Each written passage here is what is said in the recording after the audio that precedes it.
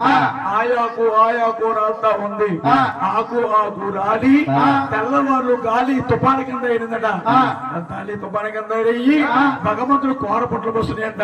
పుల్లల్లా పుట్టలు పోసి పుట్టలో కూర పుట్టలు పోస్తున్నాయంట. కూర పుట్టలు భగవంతుడు కొలువు తీరున్నాడు. కొలువు తీరిన భగవంతుడు ఉండి ఏమంటున్నాడు? ఈ పుట్టలో దేవో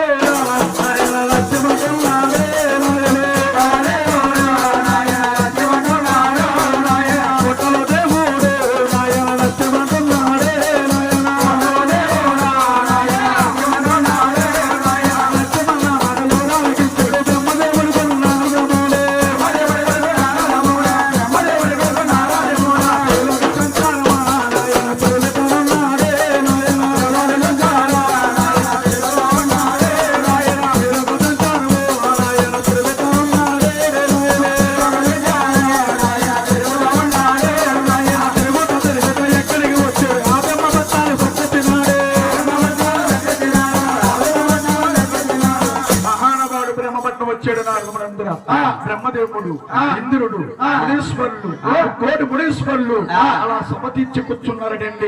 అప్పుడు బ్రహ్మదేవుడితో నారదుడు అంటున్నాడు, ఏమండి నాన్నగారు, నా చేతులతో నేనే ఆ చిన్న లక్ష్మీదేవిని ఆ చిన్న మహావిష్ణువుని అలా భూలోకోలు నింపిస్తాను. ఎవరో మృగమహర్షి వచ్చి ఆ చిన్నాను ఒక వస్త్రతల మీద తల్లాడని ఆ చిన్నమ్మ లక్ష్మీదేవి కోపించి కొల్లాపురం పట్ల వెళ్ళి తపస్సు పెట్టింది. ఆ చిన్నాను శాస్త్రాన్ని పడతారు పుట్ల పోలైపోయాడు. మీరు ఈ సమయం అందుని వెళితేనే మా చిన్నాను మాకు దక్కుతాడు, లేకపోతే దక్కడండి. మాటలానికి నేను బ్రహ్మదేవుడు శంకరుడు తపద పట్ల లక్ష్మీదేవి బయలుతున్నారు. ఎలాగెళ్తున్నారా? సున్నపడి ముచ్చాలు సాలు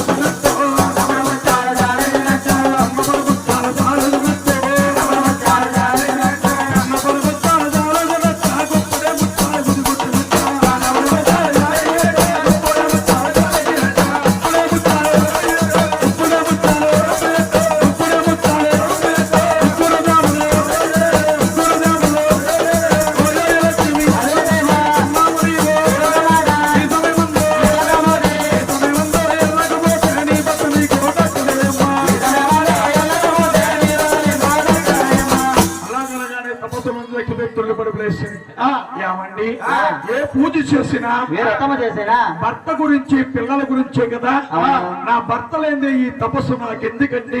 అలాగనే తపస్సులో వచ్చి లక్ష్మీ తుళ్ళు పడి పగిలేసి ఇప్పుడు నన్ను ఏం చేయమంటారు నాయన? ఆనాడు మహానుభావుడు బ్రహ్మదేవుడు జాలి కనకరం గలవాడు మహానుభావుడు అంటున్నాడు, అమ్మా ఈ అవతారం లక్ష్మీదేవి ఉన్నావు, ఈ అవతారం సాధించి అచ్చంగా గొల్లవారి బామ